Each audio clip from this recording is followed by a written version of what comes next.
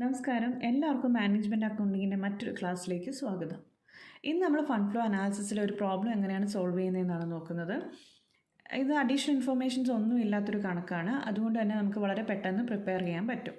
നമുക്കപ്പോൾ ആ ക്വസ്റ്റ്യൻ ഒന്ന് നോക്കാം. From the following balance sheet of ABC Limited for the year ending 31st December 2015 and 2016, prepare a schedule of changes in working capital and a statement showing sources and application of fund.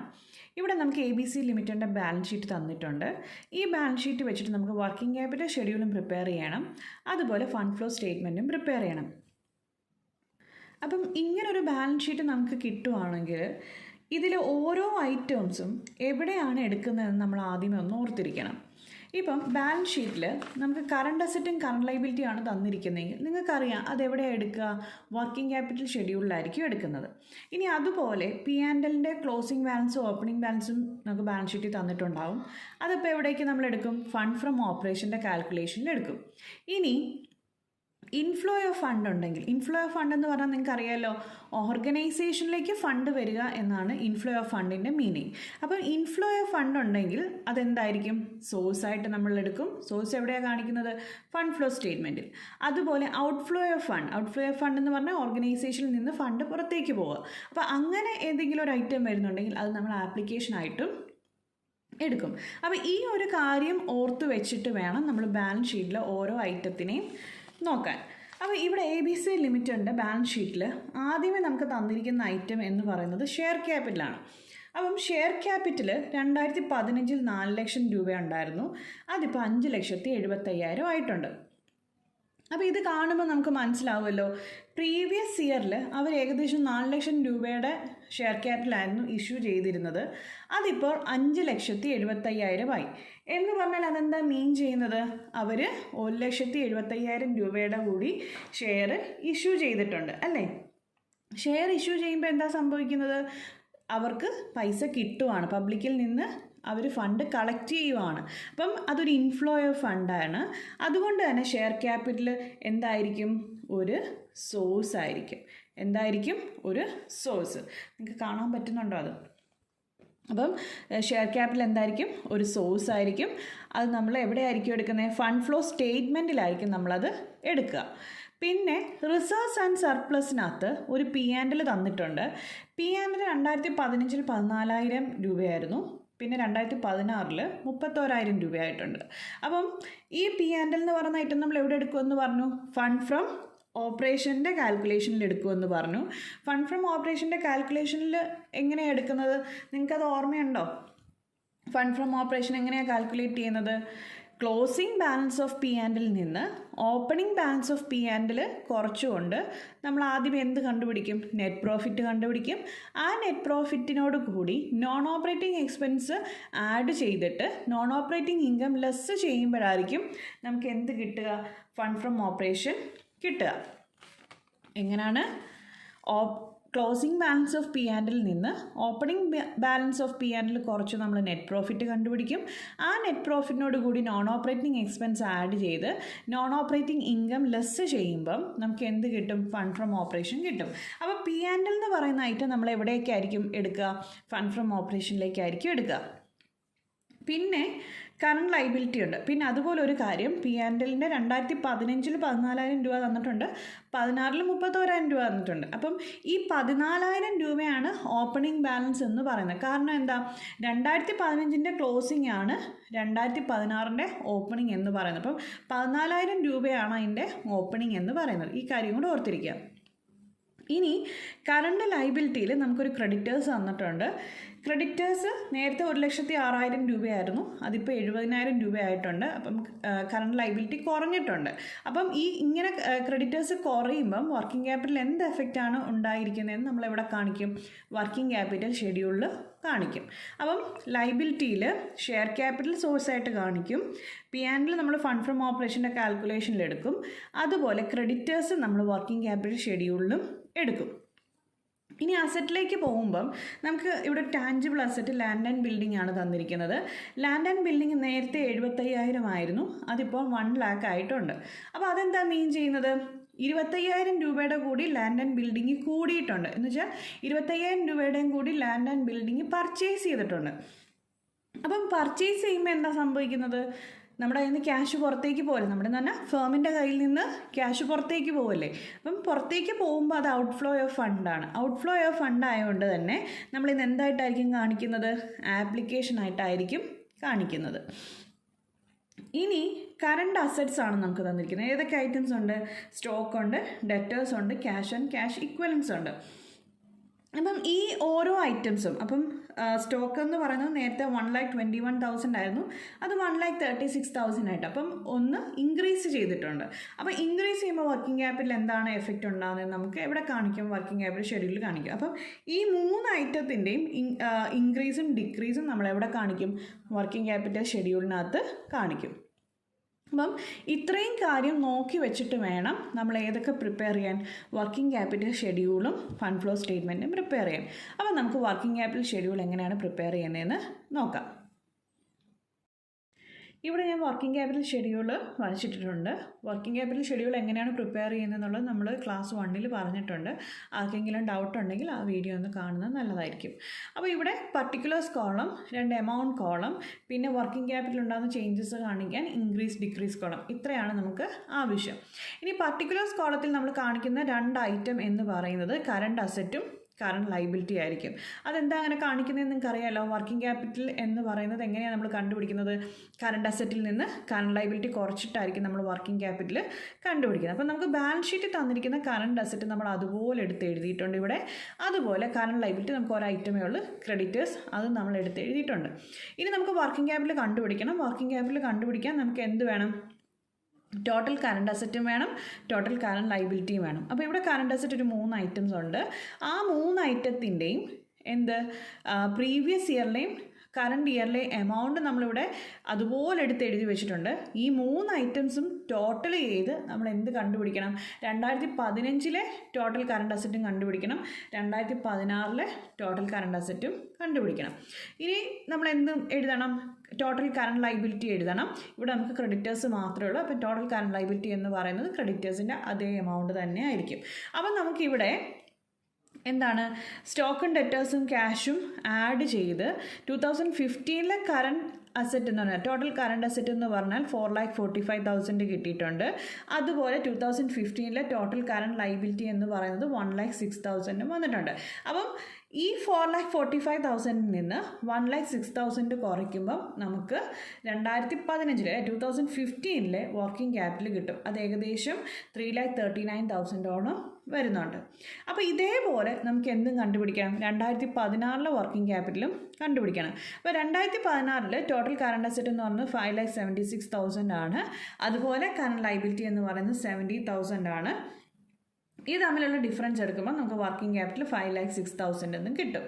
ഇത്രയും ചെയ്ത് കഴിഞ്ഞാൽ ഇനി ചെയ്യേണ്ടത് എന്താണെന്ന് പറഞ്ഞാൽ working capital കൂടിയോ കുറഞ്ഞോ എന്നുള്ളത് എടുത്ത് എഴുതുക എന്നുള്ളതാണ്. അപ്പം 2015 നമുക്ക് കാണുമ്പോൾ തന്നെ അറിയാം, 2015 3,39,000 ആയിരുന്നു. അത് 2016 ആയപ്പോഴത്തേക്ക് 5,06,000 ആയിട്ടുണ്ട്. അപ്പോൾ ഉറപ്പായിട്ടും വർക്കിംഗ് ക്യാപിറ്റൽ എന്ത് സംഭവിച്ചിട്ടുണ്ട്? ഇൻക്രീസ് വന്നിട്ടുണ്ട്. എത്ര രൂപയുടെ ഇൻക്രീസാണ് വന്നിരിക്കുന്നത്? ഏകദേശം 1,67,000 റുപ്പീസിൻ്റെ ഇൻക്രീസ് വന്നിട്ടുണ്ട്. വർക്കിംഗ് ക്യാപിറ്റൽ ഏകദേശം 1,67,000 ഇൻക്രീസ് വന്നിട്ടുണ്ട്. അപ്പം നമ്മൾ ആ ഒരു തുക ഇവിടെ കാണിക്കണം. അപ്പം നമുക്ക് ഇവിടെ ബാലൻസിങ് ഫിഗറായിട്ട് നമ്മൾ എന്ത് കാണിക്കും? ആ ഇൻക്രീസ് ഇൻ വർക്കിംഗ് ക്യാപിറ്റൽ കാണിക്കും. Okay, increase in working capital. അപ്പോൾ എത്ര ലക്ഷം രൂപയാണ്? 1,67,000 രൂപയാണ് നമുക്ക് വർക്കിംഗ് ക്യാപിറ്റൽ ഇൻക്രീസ് ചെയ്തതെന്ന് കിട്ടിയിട്ടുണ്ട്. അപ്പം 2015 3,39,000 ആയിരുന്നു. 2016 ആയപ്പം 5,06,000 ആയി. ഏകദേശം 1,67,000 റുപ്പീസ് എന്തിൽ ഇൻക്രീസ് വന്നിട്ടുണ്ട്? വർക്കിംഗ് ക്യാപിറ്റൽ ഇൻക്രീസ് വന്നിട്ടുണ്ട്. ഇനി നമ്മൾ ഏതിലേക്ക് പോവുകയാണ്? ഈ വർക്കിംഗ് ക്യാപിറ്റലിൻ്റെ ഒരു ഹാഫ് പോർഷൻ ഇവിടെ ഇങ്ങനെ വെറുതെ കിടപ്പുണ്ട് അല്ലേ, നമുക്കത് ഫില്ല് ചെയ്യണ്ടേ. അപ്പം ഓരോ ഐറ്റത്തിലും കറണ്ട് അസറ്റിലും കറണ്ട് ലൈബിലിറ്റിയിലും ഓരോ ഐറ്റത്തിലുണ്ടായ ചേഞ്ചസ് വർക്കിംഗ് ക്യാപിറ്റൽ എങ്ങനെയാണ് മാറ്റം വരുത്തിയിരിക്കുന്നത് എന്നുള്ളത് നമ്മൾ ഇവിടെ ഇൻക്രീസ് ഡിക്രീസ് കോളത്തിൽ കാണിക്കും. അപ്പം ഇവിടെ ഫസ്റ്റ് ഐറ്റം എന്ന് പറയുന്നത്, ഞാൻ ഇതെന്താ ഇങ്ങനെ എഴുതാനെന്ന് പറഞ്ഞാൽ ഇത്രയും ചെയ്ത് കഴിയുമ്പോൾ നമുക്ക് പകുതി ജോലി കഴിയും, ഈസിയാണ് പിന്നെ ബാക്കി പ്രിപ്പയർ ചെയ്യാൻ. അതുകൊണ്ടാണ് ഞാൻ ഈ ഒരു രീതിയിൽ നിങ്ങളെ പ്രിപ്പയർ ചെയ്ത് കാണിക്കുന്നത്. അപ്പോൾ ഇനി നമുക്ക് ഓരോ ഐറ്റവും വർക്കിംഗ് ക്യാപിറ്റൽ എന്ത് ചേഞ്ചസ് ആണ് കൊണ്ടുവന്നിരിക്കുന്നതെന്ന് നമുക്ക് നോക്കാം. അപ്പം ഇവിടെ ആദ്യത്തെ ഐറ്റം എന്ന് പറയുന്നത് സ്റ്റോക്കാണ്. സ്റ്റോക്ക് 2015 1,21,000 ആണ്. അതുപോലെ 2016 ആയപ്പോഴത്തേക്ക് 1,36,000 ആയിട്ടുണ്ട് ആണല്ലോ. അപ്പോൾ എന്താ സംഭവിച്ചിരിക്കുന്നത്? കറണ്ട് അസറ്റ് ഇൻക്രീസ് ചെയ്തിട്ടുണ്ട്. അപ്പം കറണ്ട് അസറ്റ് ഇൻക്രീസ് ചെയ്ത് കഴിഞ്ഞാൽ വർക്കിംഗ് ക്യാപിറ്റൽ എന്ത് ചേഞ്ചാണ് ഉണ്ടാകുന്നത്? നമ്മൾ നേരത്തെ പഠിച്ചിട്ടുള്ളതാണ്. കറണ്ട് അസറ്റ് ഇൻക്രീസ് ചെയ്താൽ വർക്കിംഗ് ക്യാപിറ്റൽ എന്ത് മാറ്റം വരും? വർക്കിംഗ് ക്യാപിറ്റലും ഇൻക്രീസ് ചെയ്യും. അതുപോലെ കറണ്ട് അസറ്റ് ഡിക്രീസ് ചെയ്താൽ വർക്കിംഗ് ക്യാപിറ്റലും ഡിക്രീസ് ചെയ്യും. ഇനി കറണ്ട് ലൈബിലിറ്റിയുടെ കേസിൽ എന്താ സംഭവിക്കുന്നത്? കറണ്ട് ലൈബിലിറ്റി ഇൻക്രീസ് ചെയ്ത് കഴിഞ്ഞാൽ ഇതുപോലല്ല, നേരെ തിരിയുമെന്ന് നമ്മൾ പറഞ്ഞല്ലേ, വർക്കിംഗ് ക്യാപിറ്റൽ ഡിക്രീസ് ചെയ്യും. ഇനി കറണ്ട് ലൈബിലിറ്റി ഡിക്രീസ് ചെയ്താലോ വർക്കിംഗ് ക്യാപിറ്റലിൽ എന്ത് മാറ്റമാണ് വരുന്നത്? വർക്കിംഗ് ക്യാപിറ്റൽ ഇൻക്രീസ് ചെയ്യും. അപ്പം കറണ്ട് അസറ്റ് ഇൻക്രീസ് ചെയ്താൽ വർക്കിംഗ് ക്യാപിറ്റൽ ഇൻക്രീസ് ചെയ്യും, കറണ്ട് അസറ്റ് ഡിക്രീസ് ചെയ്താൽ വർക്കിംഗ് ക്യാപിറ്റൽ ഡിക്രീസ് ചെയ്യും. കറണ്ട് ലൈബിലിറ്റി ഇൻക്രീസ് ചെയ്താൽ വർക്കിംഗ് ക്യാപിറ്റൽ ഡിക്രീസ് ചെയ്യും, കറണ്ട് ലൈബിലിറ്റി ഡിക്രീസ് ചെയ്താൽ വർക്കിംഗ് ക്യാപിറ്റൽ ഇൻക്രീസ് ചെയ്യും. അപ്പം ഈ ഒരു കാര്യം വെച്ചിട്ടായിരിക്കും നമ്മൾ എന്ത് ചെയ്യുന്നത്? ഇവിടെ ഈ കോളം ഫില്ല് ചെയ്യുന്നത്. അപ്പം കറണ്ട് അസറ്റ് ഇവിടെ എന്ത് സംഭവിച്ചിട്ടുണ്ട്? ഇൻക്രീസ് ചെയ്തിട്ടുണ്ട് അല്ലേ? സ്റ്റോക്കിൻ്റെ കേസിൽ 1,21,000 ആയിരുന്നു, അത് 1,36,000 ആയിട്ടുണ്ട്. ഏകദേശം എത്ര രൂപയുടെ വ്യത്യാസമാണ് വന്നിരിക്കുന്നത്? ഇൻക്രീസ് ആണ് വന്നിരിക്കുന്നത്. 15,000 റുപ്പീസ് സ്റ്റോക്കിന് ഇൻക്രീസ് ചെയ്തിട്ടുണ്ട്. അപ്പം ഇത് കറണ്ട് അസറ്റ് ആണ്. കറണ്ട് അസറ്റ് ഇൻക്രീസ് ചെയ്യുമ്പോൾ എന്ത് ചെയ്യും? വർക്കിംഗ് ക്യാപിറ്റൽ ഇൻക്രീസ് ചെയ്യും. അപ്പോൾ ആ 15,000 ഇൻക്രീസ് ചെയ്തു നമ്മൾ ഏത് കോളത്തിലാണ് കാണിക്കുന്നത്? ഈ ഇൻക്രീസ് കോളത്തിൽ കാണിക്കും. അപ്പോൾ വർക്കിംഗ് ക്യാപിറ്റലും എന്ത് സംഭവിച്ചിട്ടുണ്ട്? 15,000 റുപ്പീസ് ഇൻക്രീസ് ചെയ്തിട്ടുണ്ട്. ഇനി ഡെറ്റേഴ്സ് 1,81,000 ആയിരുന്നു, അത് 1,70,000 ആയി. ഇവിടെ എന്താ സംഭവിച്ചിരിക്കുന്നത്? ഡെറ്റേഴ്സ് കുറയുവാണ് സംഭവിച്ചത് അല്ലേ? അപ്പോൾ കറണ്ട് അസറ്റ് കുറഞ്ഞിരിക്കുന്നു. കറണ്ട് അസറ്റ് കുറയുമ്പോഴോ വർക്കിംഗ് ക്യാപിറ്റലും കുറയുമല്ലേ ചെയ്യുന്നത്? അപ്പം വർക്കിംഗ് ക്യാപിറ്റൽ ഡെറ്റേഴ്സ് എത്ര കുറഞ്ഞോ അത്രയും തന്നെ വർക്കിംഗ് ക്യാപിറ്റലും കുറവുണ്ടാകും. എത്ര രൂപയാണ് കുറഞ്ഞിരിക്കുന്നത്? ഏകദേശം 11,000 റുപ്പീസ് കുറഞ്ഞിട്ടുണ്ട്. അപ്പോൾ അത് നമ്മൾ ഡിക്രീസ് കോളത്തിൽ കാണിച്ചു.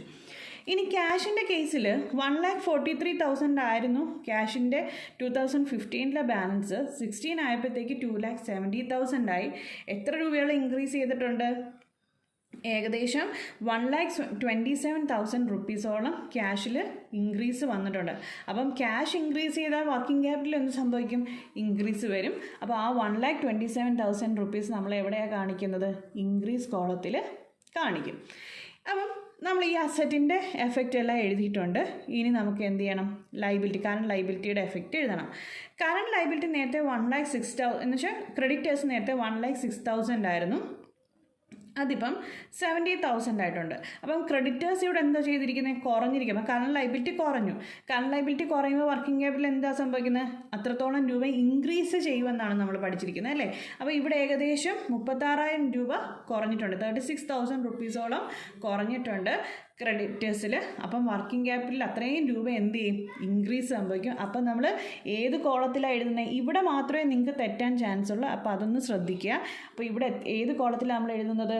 ഇൻക്രീസ് കോളത്തിലായിരിക്കും 36,000 റുപ്പീസ് കാണിക്കുക. ഇത്രയും ചെയ്ത് കഴിഞ്ഞാൽ ഇനി ഈ 2 കോളം ടോട്ടൽ ചെയ്ത് ഇവിടെ എഴുതുക എന്നുള്ള ജോലിയാണ് നമുക്ക് ബാക്കിയുള്ളത്. അപ്പോൾ ഈ ഒരു ഇൻക്രീസ് കോളം ടോട്ടൽ ചെയ്യുമ്പോൾ നമുക്ക് 1,78,000 എന്നും കിട്ടും.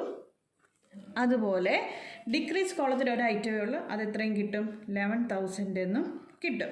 അപ്പം ഇനി ചെയ്യേണ്ടതെന്ന് പറഞ്ഞാൽ ഇവിടെ എത്ര രൂപയുടെ ഇൻക്രീസ്, അപ്പം ഇൻക്രീസ് കോളം അല്ലേ കൂടി നിൽക്കുന്നത്. അപ്പോൾ ഇത് കാണുമ്പോൾ തന്നെ അറിയാം വർക്കിംഗ് ക്യാപിറ്റൽ ഇൻക്രീസ് ചെയ്തിട്ടുണ്ട്. എത്രത്തോളം ഇൻക്രീസ് ചെയ്തിട്ടുണ്ട് കഴിഞ്ഞ വർഷത്തിൽ നിന്ന്?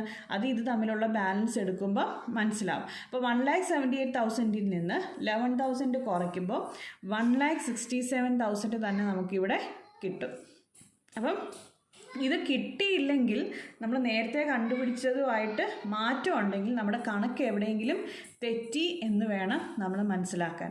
അപ്പം ഇത് രണ്ടും ചെയ്യുമ്പം നമുക്ക് ഒരേ തുക തന്നെ ബാലൻസിങ് ഫിഗറായിട്ട് കിട്ടണം, ഇൻക്രീസ് തന്നെ വരണം. അങ്ങനെയാണെങ്കിൽ മാത്രമേ നമ്മുടെ വർക്കിംഗ് ക്യാപിറ്റൽ ഷെഡ്യൂൾ കറക്റ്റാണെന്ന് നമുക്ക് പറയാൻ പറ്റൂ. അപ്പോൾ ഇത്രയും ചെയ്ത് കഴിഞ്ഞപ്പോഴത്തേക്ക് നമുക്ക് എന്ത് കിട്ടി? ഇൻക്രീസ് ഇൻ വർക്കിംഗ് ക്യാപിറ്റൽ ആണെന്ന് മനസ്സിലായി. വർക്കിംഗ് ക്യാപിറ്റൽ ഉണ്ടായ ചേഞ്ച് എന്താണ്? ഇൻക്രീസ് ഇൻ വർക്കിംഗ് ക്യാപിറ്റൽ ആണെന്ന് നമുക്ക് മനസ്സിലായിട്ടുണ്ട്. അപ്പോൾ ഇനി ഇത് ടോട്ടൽ ചെയ്തെടുക്കുക എന്നുള്ള ഒരു ജോലിയും കൂടെ നമുക്ക് ബാക്കിയുള്ള അതുകൂടെ ചെയ്യാം. അപ്പോൾ ഇവിടെ ടോട്ടൽ 5,06,000 വരും. ഇവിടെയും 5,06,000 വരും. ഇവിടെ 1,78,000 വരും. ഇവിടെ 1,78,000.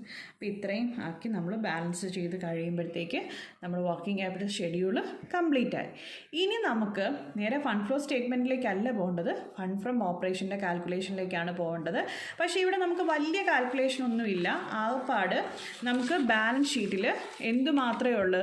P&Lൻ്റെ ഓപ്പണിംഗ് ബാലൻസും ക്ലോസിംഗ് ബാലൻസും മാത്രമേ തന്നിട്ടുള്ളൂ. അപ്പം ഈ ഒരു P&Lൻ്റെ ഓപ്പണിംഗ് ബാലൻസും ക്ലോസിംഗ് ബാലൻസും വെച്ച് നമുക്ക് എന്ത് ചെയ്യാം? ഫണ്ട് ഫ്രം ഓപ്പറേഷൻ കാൽക്കുലേറ്റ് ചെയ്യാം. അപ്പം ഫണ്ട് ഫ്രം ഓപ്പറേഷൻ എങ്ങനെയാണ് കാൽക്കുലേറ്റ് ചെയ്യുന്നത്? ക്ലോസിംഗ് ബാലൻസ് ഓഫ് P&Lൽ നിന്ന് നമ്മൾ എന്ത് കുറയ്ക്കും? ഓപ്പണിംഗ് ബാലൻസ് ഓഫ് P&L കുറയ്ക്കണം ആണല്ലോ. ഇവിടെ എത്രയാണെന്ന് പറഞ്ഞിരുന്നത്? ക്ലോസിംഗ് ബാലൻസ് 31,000ഉം ഓപ്പണിംഗ് ബാലൻസ് 14,000 ആണ്. അപ്പം 31,000ൽ നിന്ന് നമ്മൾ 14,000 കുറയ്ക്കുമ്പം നമുക്ക് എത്ര രൂപ കിട്ടും?